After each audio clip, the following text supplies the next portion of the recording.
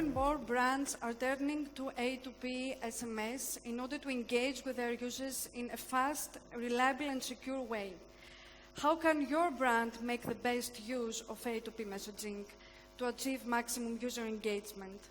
We're really fortunate to have here with us Mr. Jose Garcia, a true A2P messaging expert, to talk to us about the trends and benefits of A2P messaging.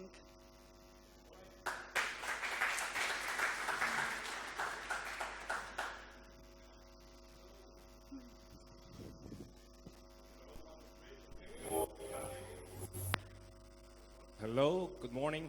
Can you hear me? So let me see if we are technically ready. Otherwise, I will just would like, first of all, to thank Yuboto for inviting me. It's a great pleasure to be here.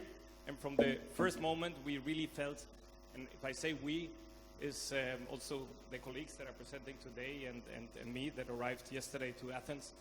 We really feel the hospitality that Yuboto is famous for. Yeah, I know Yuboto only from conferences and wine parties, to be very honest. So for me, it's very exciting to see a bit, behind the curtains. And yeah, an exciting day for all of us. Regarding myself, I don't want to introduce me in detail. My name is Jose Garcia. The rest you can read probably on the website or brochure. And I have a big responsibility today. I need to tell you something about the evolution of A2P messaging. Yeah, so I assume we're all familiar with that concept.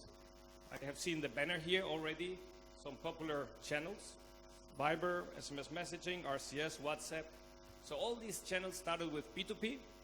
RCS long time ago was a failure in Spain and Korea. Now they have a second revival that is more related to A2P than P2P. So they have another chance. Nevertheless, I will not get very much into RCS today. I will get into the channels that historically were invented and that are today very popular. RCS is not very popular yet. It's still to come, promising one. So we start right away. Actually, on the first slide, there is something that is very symbolic for me. And I will tell you why. So, first of all, you see? What do you see? A message in the bottle. Yeah, that's right. So when I was 15 years, long time ago, I found a bottle with a message in the bottle. It was on the Dutch coast. I was 15 years old, and we were having a school trip. I think you call it like that. So the message was in my mother tongue. It was in Spanish. What a coincidence, on the Dutch coast. And I read the message. There was an address. There was a name. So what did I do? I took it home. I sent the letter to the person. And the person was actually a person that, first of all, wrote back. And then I found out it was a she. She was the daughter of an Argentinian ship captain. Beautiful daughter. Why beautiful? Because she sent me a picture so I could see. Yeah. So that was many years ago. I won't tell you how many years ago, but for me it was a symbol. I love this messaging thing. It was meant to be part of my future, and some coincidences at the end lead to something that you might be doing today. And this is my little story, actually, where messaging started. Back then, we didn't have any mobile phones, by the way, so messaging was a bit more traditional. Letters and how romantic, message in the bottle. Okay? Destiny, exactly. Let me see if this works. All right, so let's look a bit into messaging in the era before we had phones, before networks, cable networks existed. Because back then, already 2,000 years, already in the ancient Greeks, there was a huge need for transmitting messages. very often driven by military actions, to be honest. So the military had to be extremely creative to inform other troops or to send messages back to their kingdom. Sometimes simply, we won, we lost, we conquered, we have been conquered. Sometimes very binary, but back then they had to be already very creative. Let's see a little clip. Let's see if it works. That will show you a bit. Let me see. So, gentlemen, I need your help. Oh, there he goes. So, this is a clip of 1.5 minutes.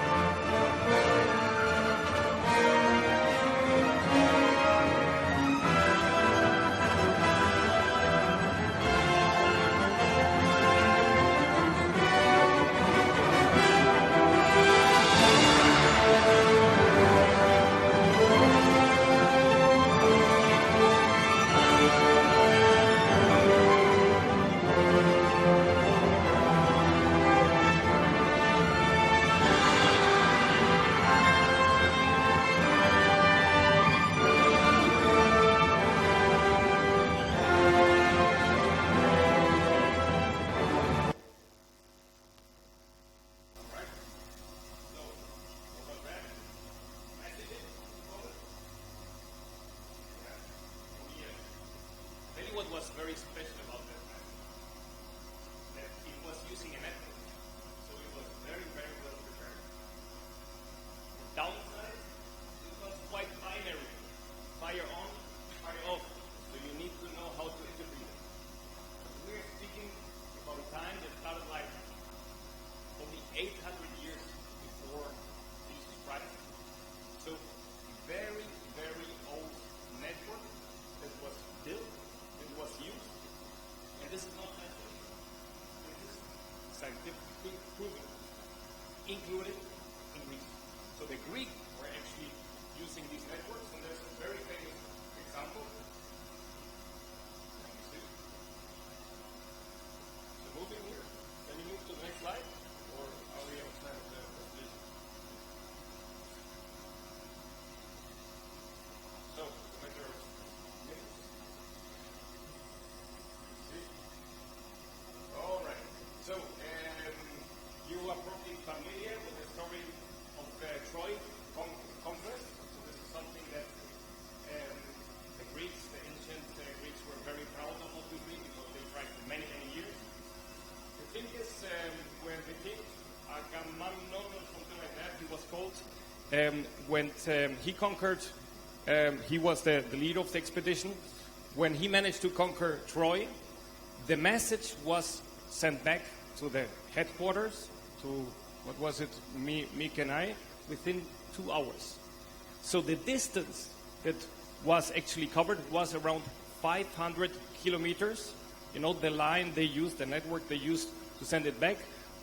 Direct line, it would be 400 kilometers. So this is something that happened 12th century before Christ. Okay?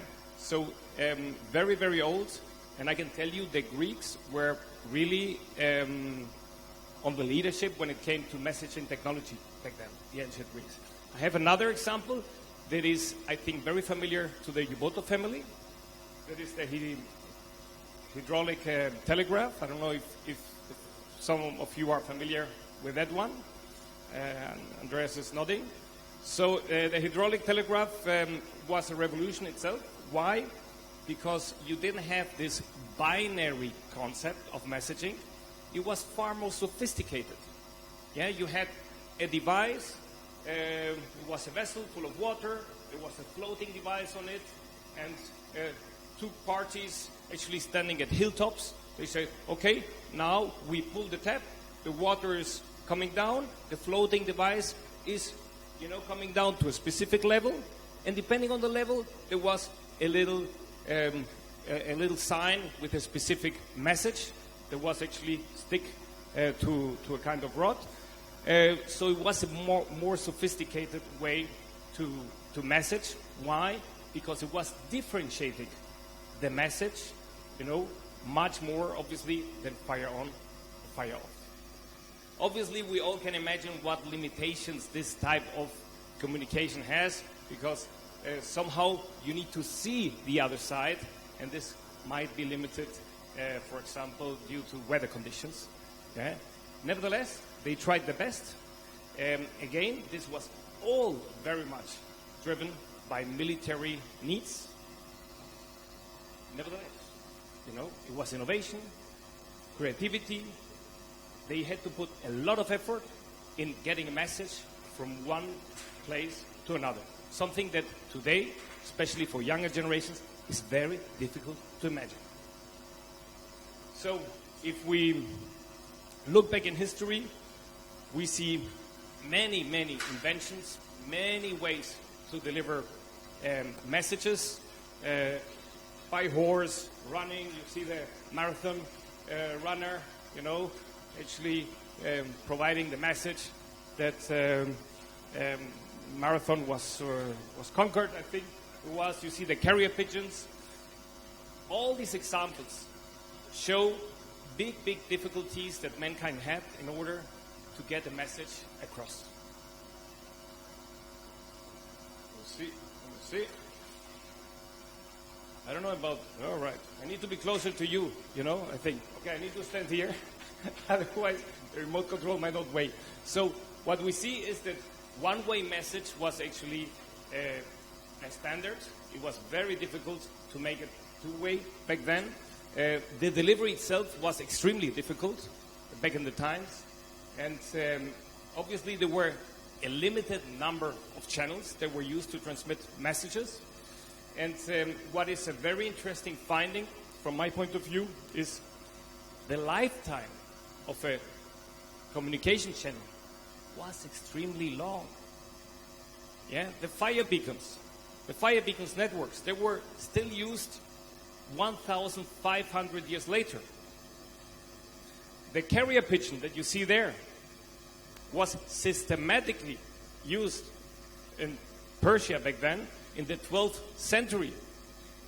In the First and Second World War, the carrier pigeons were still fundamental for the communication. They had like real networks built up with the carrier pigeons.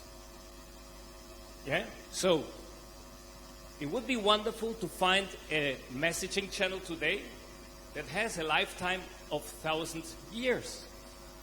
Actually, we would use that channel, and then we would relax.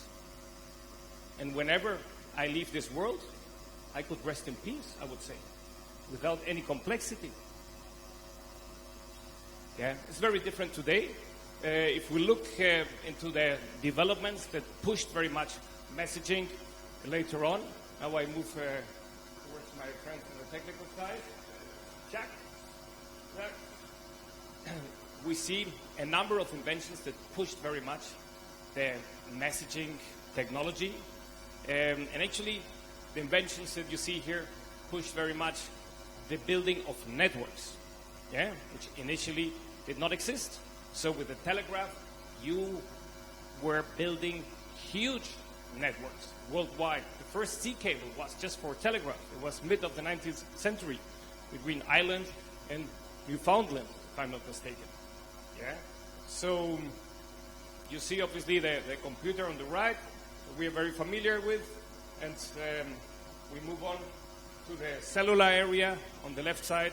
You have like the self-defense Motorola brick, I call it, and in between some devices that helped us to do text messaging. So the first Nokia offered us 2 channels, I would say. One was voice, the other was SMS. SMS, the first SMS, by the way, was an A2P SMS from a computer to a mobile device, 92.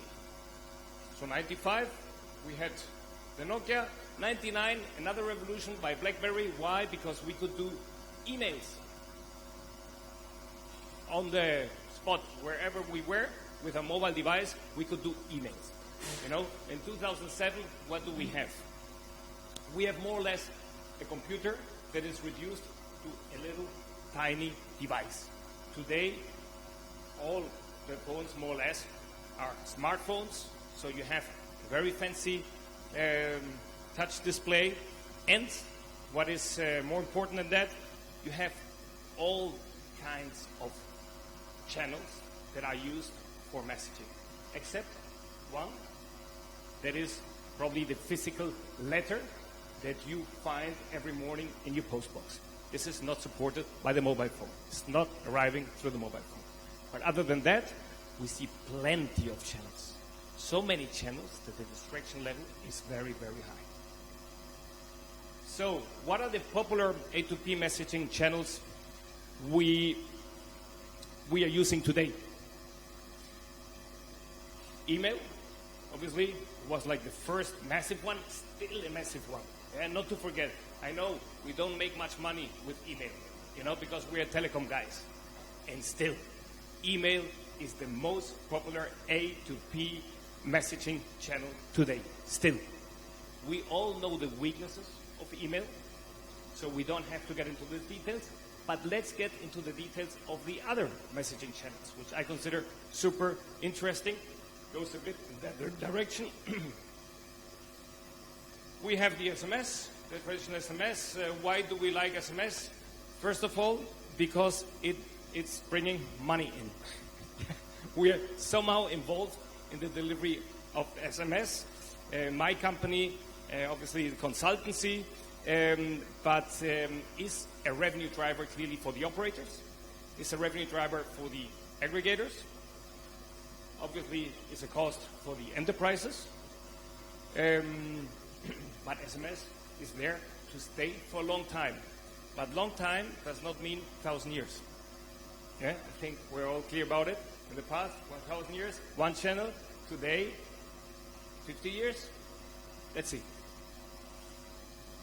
Messaging apps. So we're speaking obviously about many different messaging apps that are popular. We will get into details later.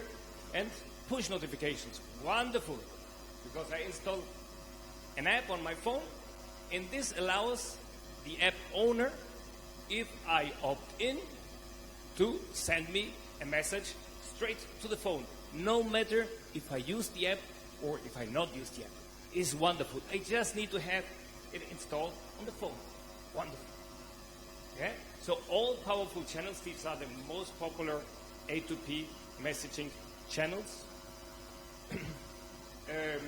And let's have a look into the 2, 3, and 4.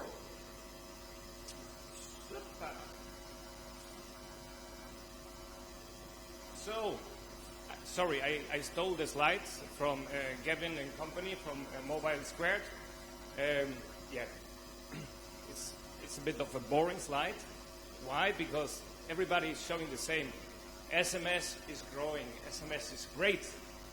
This is the growth expected in terms of volumes. There are other slides that are showing the growth in terms of revenues. Also very relevant, I would say. So the average price to terminate A2P SMS globally is increasing. Why is that? Because the networks are closing down and protecting themselves to be able to steer the market price, to increase the market price. Yeah? Now you might say, yeah, but now in Greece it's going down. Yeah, globally it's going up. Yeah, because in Africa they're all going to 6 cents, and one after the other, is aggressively protecting the market, and volumes are very high in Africa. To give you just one reference. Now I go back to my friends. So, oops, this is the other direction.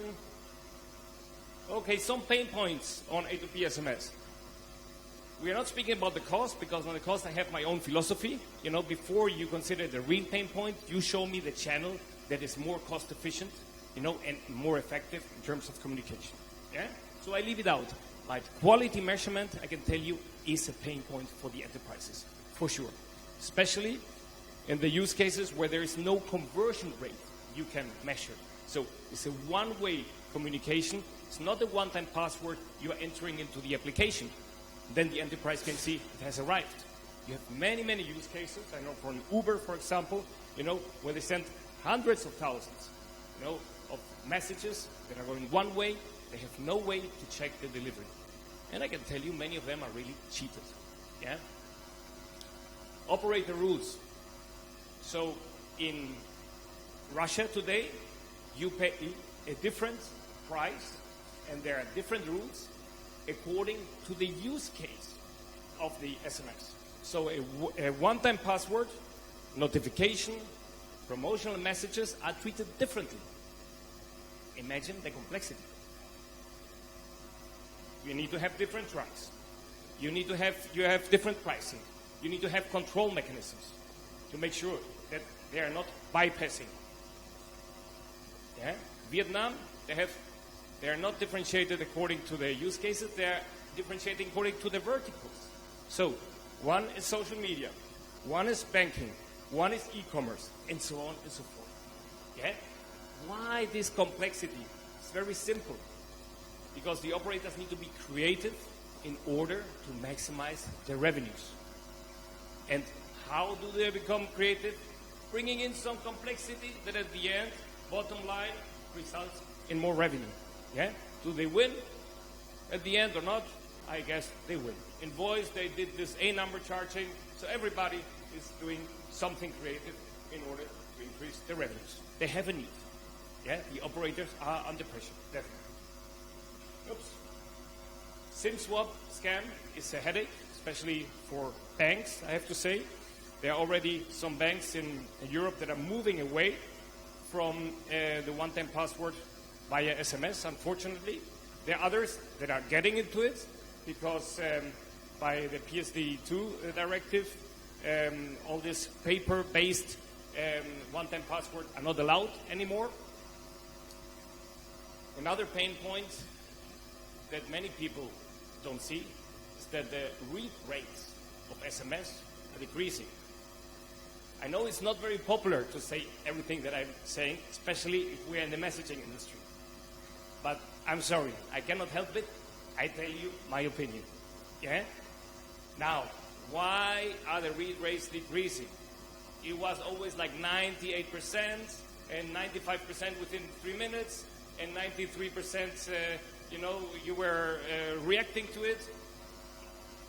Guys, because today we don't have only one channel, because we have 8 channels. Yeah? My son is 15 years old. You send an SMS to my son, he will not see it. Actually, he doesn't know where the SMS client is on the phone. I asked him, not the other day, 1 year ago I asked him. He doesn't know. But Instagram is right there. And Snapchat is right there. And YouTube is right there. He won't miss anything that is related to Instagram and Snapchat. Nothing. Yeah? But SMS, I'm sorry. We have to think about Generation Z when it comes to define the communication with the customers. Yeah? The Generation Z, but also the millennials. Yeah? SMS is probably my generation. But the new generations, they have difficulties with this old style channel. Already 40 years later. So, what about social media messaging apps? We have water.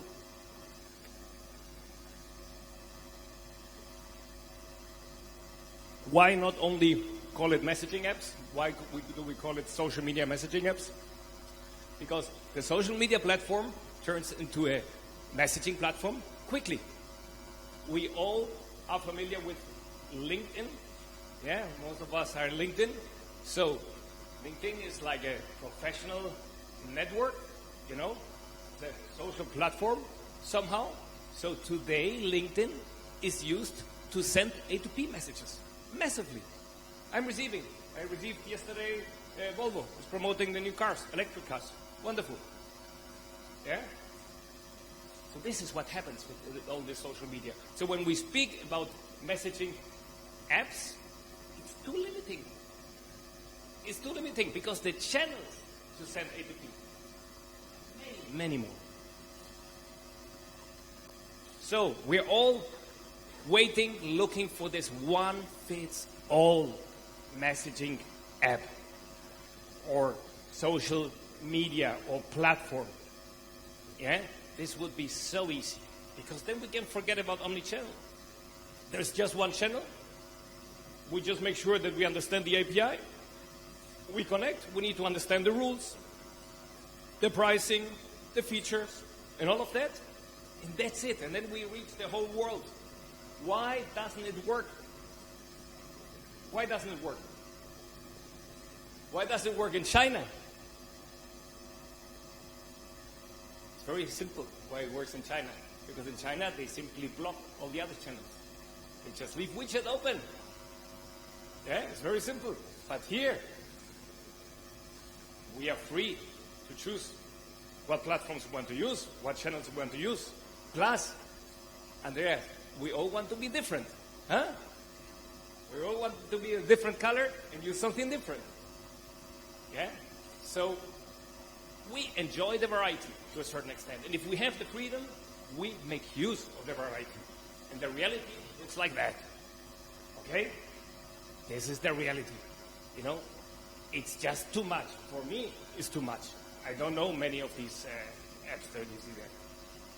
Yeah? So, look at the world map. You know, this is like the leading messaging app in the different regions, different countries. By the way, we had a discussion this morning in the van. Greece is blue, which means would be dominated by Facebook Messenger. Is that correct? It is correct. Okay, because we thought Viber, it is, yeah? Okay, then, because this is actually statistics from early 2019. Yeah, it doesn't mean that it's the only messaging app. You know, this is the bad news for enterprises. They still need to manage the complexity. Yeah, so there is a dominant, yes, there's a dominant, but they are dominant because they have a bit more than the others. But the others have still the market share. What about the app push notifications? This wonderful and magic channel where you just download the app and then the notifications just pop up. It's wonderful. It's wonderful. Also from the enterprise perspective. You just need to make it happen. What do you need to make it happen? Just, you know, develop an app. To be successful, people need to download it. After they download it, what do they need to do? They need to opt in. What does it mean? They need to allow that notifications are sent through the Google Cloud or the Apple Cloud. You know what percentage opt-in? Say yes. It's about 40%, the average. So only 40%. Yeah. So I don't know. Probably only 30% of your customers will be downloading the app, and from this 30%, 40% will be opt-in. At the end, you have mathematically like 12%. Yeah. This is the reality. But not only that, there is another phenomenon that is not really helping, and this is. Have you heard about app fatigue? Huh? There is a name, yeah, app fatigue. App fatigue. So, what does it mean? 8 years ago, we were all trying to find out what are the latest apps. We were looking in the App Store, you know, what are the top apps. We were asking friends. We were downloading everything and experimenting around. Today, we're not doing it anymore. Today, we are cleaning up because we are tired. We are tired of too many. Once I had a spammy app, And it took me time to identify which app was spamming in terms of placing advertisements on my Android phone. No, it was not Yuboto.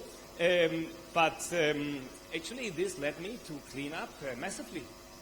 You know, this is something that marks you. You don't forget. So people are app fatigue. Do you agree? Yeah? Big time. How many new apps have you downloaded the last 2 weeks? None. In the last 4 weeks? You have to download all. Okay. I will show you some statistics, actually, that underline what I'm telling you. So the top 30 apps, on the top 30 apps of the app stores, the average duration in the app store in the year 2014 was 18 months. In 2019 is 48 months. What does it mean? That whatever app is making it to the top 30 is there to stay. Look at the Apple Store, is even more conservative. The App Store. So it's very, very difficult to launch the app that will help you as an enterprise to send a message across to your customer. Yeah, this is my message for you. So what about the ideal A2P channel? I hope we find it today. You know, 10 years ago it was very easy. When I started in messaging, you know, we made it super easy. We had whiteboards, and we were painting on the whiteboard what was the preferred A2P channel, you know? And it looked like that. We call it the sweet spot. Yeah, we were creating 2010. You know, so I was in voice, some ex-voice colleagues today, and then the last 10 years, you know, I was in messaging. So we had like 2 dimensions. On the left side, attention grab. Like it comes and I'm there. And the other one, consumer acceptance. And it was very simple because back then there were 2 popular channels. We had voice.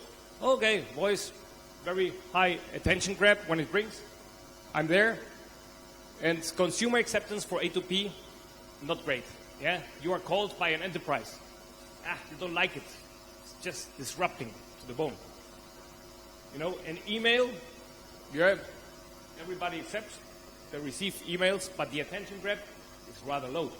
It was already 10 years ago, rather low. I think with the smartphone it improved a bit, but we have many email accounts.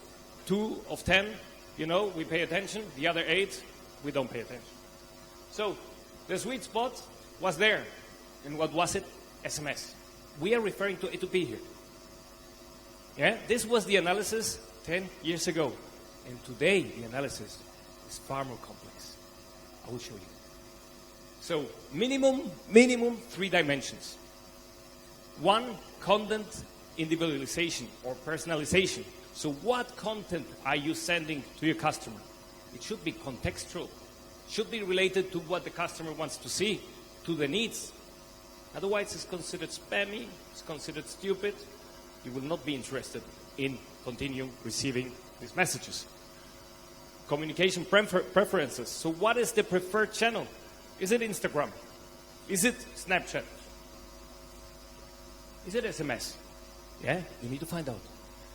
And what days? The weekend? Evening? Morning? Days? Time of day?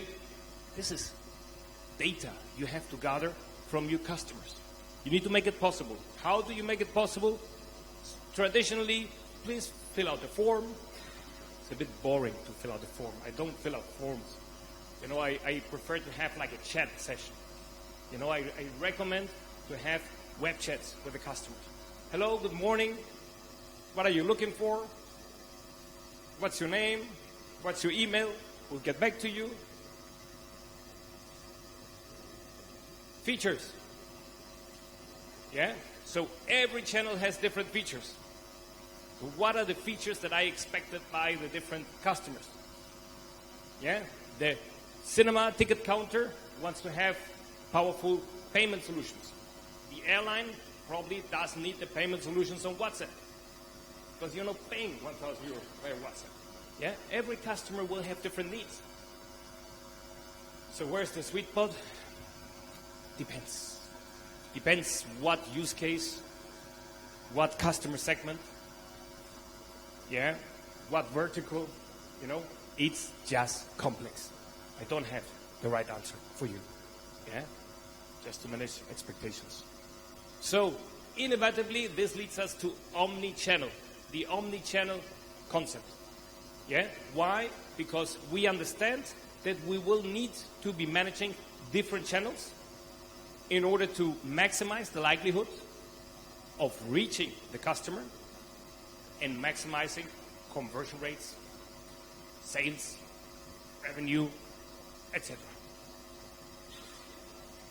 What's the problem with omnichannel? I always come up with a problem, yeah? Sorry for that.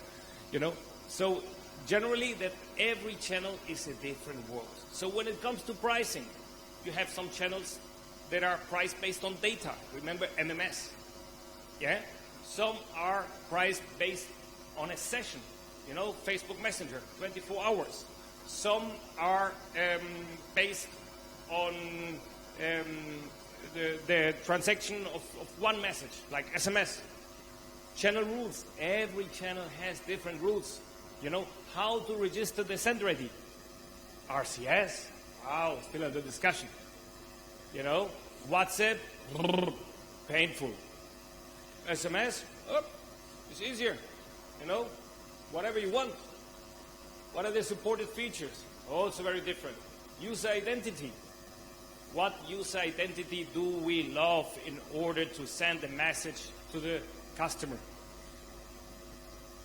What user identity do we love? I tell you, the number, the MSISDN we love. Why? Because we can recognize the subscriber or the user on Viber, and if Viber doesn't work, we can fall back to SMS. The number works on both channels. But what about Facebook? The number doesn't work anymore. We have like a Facebook ID. What about LinkedIn? I think the ID was what? The email. You get crazy. You need all this data from your customers. You need to have the number, whatever ID in social networks. You need to have the email. You need to have all this piece of information. And then you are set for omnichannel. What user interface? Yeah, for the user, is it user-friendly? For the admin, also, what API? You know, what flexibility do you have in the API to adapt it to your backend systems? What about the third-party control? Yeah, do you mind if Facebook or Google is in between when you are transmitting sensitive data to your customer?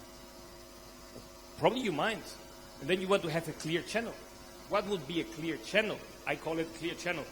SMS. Between the operator and the subscriber, there's no third party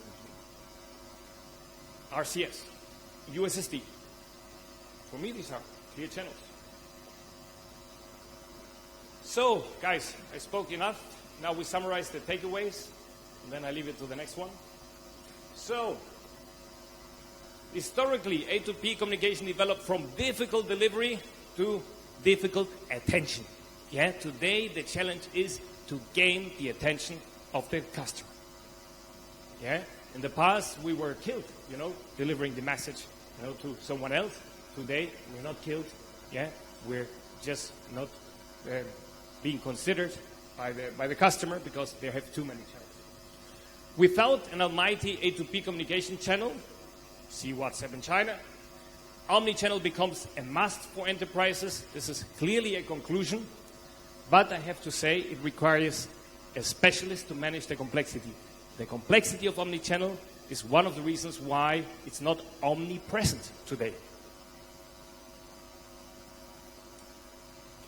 So the winning A2P messaging cocktail will consist of 3 ingredients we have seen actually in the 3 dimensions: message content individualization, consideration of communication preferences of the customers, and providing the features that are expected by the customers.